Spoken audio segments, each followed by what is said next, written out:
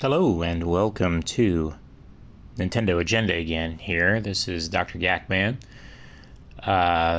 This video is going to be about upcoming cloud games and Nintendo Switch Online, maybe interaction with them. And of course talking about the new Switch OLED and it having a 4K dock. Yes, that's true. I kind of predicted that in the last video, that they were going to tear it down and that they were going to find out that it was going to have more capabilities than the previous dock and blah, blah, blah. Now, how is that all going to relate together? This is just a static picture, so you can just have this, my voice in the background. You don't need to see more about this picture, but this one on the left, the Wii U one, the WUP008, is the one that came with the previous Switches. It is HDMI 1.4. It's, some argue, I don't know the whole technical specifications, but some argue that it can carry a 4K signal, but only at 30 frames per second, no HDR. However, this cable, we don't know exactly what it is. We know it's an upgrade though. And it's not just the cable. The dock has to have the capabilities too, and the system has to have the capabilities, which in previous videos I did talk about. It's based off of a Tegra X1. It's actually a little bit downclocked, but also a little bit supercharged in some ways. It has AI upscaling, which can go up to 4K, 60 frames per second, just like the other device that uses it, the NVIDIA Shield. Now, does it render stuff in 4K? It can possibly, but blah blah blah. We can go back and forth about that.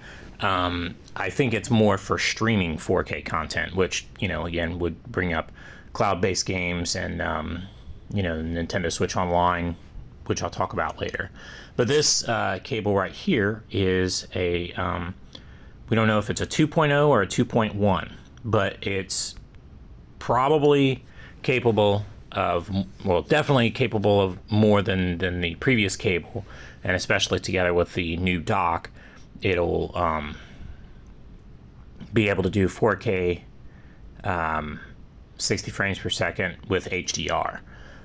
Some of these games on the Switch, if they had some kind of capability to switch on, I'm sure the games would have to be updated, or there might be patches that need to be downloaded. Even if they were to just switch on HDR, no changes in resolution, no changes in frames per second or anything like that. But even if they were to just turn on HDR, it's going to look better on most televisions, especially 4K televisions. But that's just a side note. So the OLED is out. I got mine. I didn't tear it apart, but I've seen teardown videos mainly from Nintendo Prime, but there's other. I can't wait for Digital Foundry to finally do this. I'm surprised they haven't even talked about it yet. They usually are all over Switch when it comes to this kind of stuff. I'm also going to check out Tweaktown when they finally start talking about it, because they were some of the first to suggest that you change the dock, you can upgrade the Switch. To whatever degree is debatable, but whatever. So it's out, and I talked about in the last video that there was going to be teardowns, and we're going to find out more. And I assumed that it was going to be souped up, and it was. The dock, and I said this too. If you can't even check the dock or the port on there, you don't know how to do that, check the cable. And yes, the cable is upgraded as well. So, but what is this for? There was the rumor, and I talked about this in the last video and previous videos, that Nintendo was going to release a system, but it wasn't going to have all this stuff unlocked yet. They were going to unlock it later. Now this goes into the NSO cloud games, that I'll be talking about later on in the video. But is that the case with the OLED? Well, it has updatable firmware, and this also could be a way to sidestep at least some of the hackers out there that are doing you know, where they look through the code and they look at firmware updates in the system to see what other new features there are and blah, blah, blah. And they're eventually going to get it, but if there's firmware that's different in the dock than there is in the system, then, you know, that's a whole other discussion. It could be throwing them off, like they're going, oh, well, there's no mention of a 4K switch. And, well, maybe it's because it's a completely different kind of firmware setup, and they're not going to have any of the, because we knew the code names of the OLED and the code names of the switch light, and then there's a code name for another one that's a cartridgeless, screenless switch, but that could just be for development purposes or whatever. It's HOAG, and that ended up being the light, and ALA ended up being the OLED was ALA, and I'm sorry, I'm saying this all wrong, and the HOAG was light. And they've had other code names and stuff like that, but they don't have a code name yet for, at least in firmware, in code, for another switch variant. But that could be because that would be eventually, once there's patches downloaded for the firmware of the dock itself, then maybe we'll know more. But for now, we don't. And you know, the dock would basically be future-proof. It would be more up-to-date standards, especially if it's HDMI 2.1. But even if it's 2.0, that's better than HDMI 1.4 that the previous dock was capable of. So, you know, this is the reasons that they could have done this: future-proofing, a dock that would work with a future switch, or this dock right here still has more potential and it can be unlocked. And also, in addition to that, there's the LAN port on the dock, which is, you know, the full speed one. So this could be for cloud games, you know. And again, I'll go back to that Early Switch Pro rumor months and months ago that said, oh, well, it's going to come out, but not all of its features are going to be unlocked right away. Well, maybe the reason why they haven't unlocked those features yet or had a firmware update for the new dock, first of all, the system is new and they don't want people talking about, you know, 4K switch again already, or a different switch or a future one, if this is future-proofing hardware in the dock. They're probably waiting for that Nintendo Switch Online expansion pack, which... There's a lot of stuff. There's a lot of different things that happen in October. I'm sorry, I really need to clear my throat. Excuse me. Sorry about that. There are a lot of different things. There was the Monster Hunter thing. There might be some Pokemon announcements, but there was already a Nintendo Direct. There was there's going to be an Animal Crossing thing coming out here soon. And then near towards the end of the month, when they launch this new expansion pack for the Nintendo Switch Online, they are probably going to have some kind of announcement or direct about that. And it's going to talk about probably pricing tiers. There's going to have the first tier, which is, you know, the regular one, which I think is like $20 a year. And you get access to streaming the... you get online play, of course, and then there's other goodies, but you also get the access to NES and Super NES games. And then they're going to have another tier that's going to be more expensive, $25 a month, or $25 a year, $30 a year. I don't know. We don't know. We'll figure it out once they say so. But it is going to add Genesis and Nintendo 64, which, you know, that's kind of a big deal. But what if they add something else? And this is a theory of mine. What if they add, some people are like, well, Kingdom Hearts is coming to it, but who's going to buy that? Because you don't own it. And then what about other previous cloud games like Control and stuff? Who buys those? You know, I mean, it's great that you can play them on a system that's not natively capable of playing them. But, you know, what about a service? And that could be another tier to the Nintendo Switch Online expansion pack. They could justify a higher price by saying, okay, and you get to play our cloud games on the service. You know, you pay towards that, and then I don't know how the publishers would get a cut of that. It's something that they're going to have to work out. They obviously, the publishers wanted to get the games on Switch. I assume, well, I'm theorizing, I'm speculating here, that maybe things like GTA Online may come to cloud gaming on Switch, because we already are getting the GTA trilogy. And then some people argued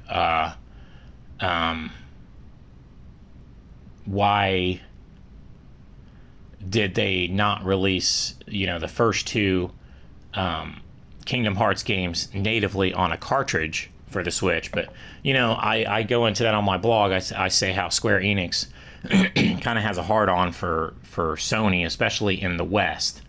And that may play into it. It could be laziness. It could just be so easy to just do it on the cloud that they're like, put it on the cloud, shut them up, that kind of thing. Regardless, if they combine the cloud games service that they've got with the Nintendo Switch Online, then that's another selling point for their Nintendo Switch Online. Even if they give all that money to the publishers for each of the respective games that are played on that, they're still getting people to pay either monthly or yearly into a service that some people would say would be subpar compared to like Xbox Live or PlayStation Network or whatever. But I think that'd be kind of killer. I certainly wouldn't buy cloud games, but I certainly would play the hell out of them if they were a part of a service. And that's how they could really sell it. And so I don't know if this would be another tier on top of, so there'd be 3 tiers, one with NES and Super NES, one with Genesis and 64, and then another with cloud gaming as well. Or if this is just going to be a part of the one with Genesis and Nintendo 64. We don't know. Or I may be completely wrong, and they may just expect people to pay for a license to play it on a cloud service that eventually will get shut down someday. That's a hard sell, and I definitely wouldn't get it. And I can see the complaints with people not liking that idea. So, but on top of that, and on top of what I'm talking about with the dock, it has a LAN port, which is going to be better for cloud gaming. And if it has 4K output, and the cloud gaming is already streamed, meaning the system can process streaming 4K, no problem. And the dock can, and the cable can, and hopefully the service can, So, is it possible that we could get games like GTA Online with 4K, the Kingdom Hearts games with 4K? The games would not be played on the Switch, of course, because the Switch couldn't handle that. But it could stream it through the cloud service. That could be a big step up for Nintendo in cloud gaming, and it could also add a lot of life, especially if they add it as a service as opposed to buying the games individually. That could really add a lot of life to the current Switch as is until they're ready to do a souped up one. Really, I don't even see them needing to do that for a while if they go this route. But it all depends on how long they're going to milk the current Switch as it is, or if they're just going to continue to make a family of light upgrades over the years. Some people again debate, there's going to be a Switch 2 or a Switch Pro, or is it going to be a half step to a next gen? Is it going to be a full next gen system? I think it's going to be gradual, but some people are like, no, this one's crap. Get rid of that one, go to the new one.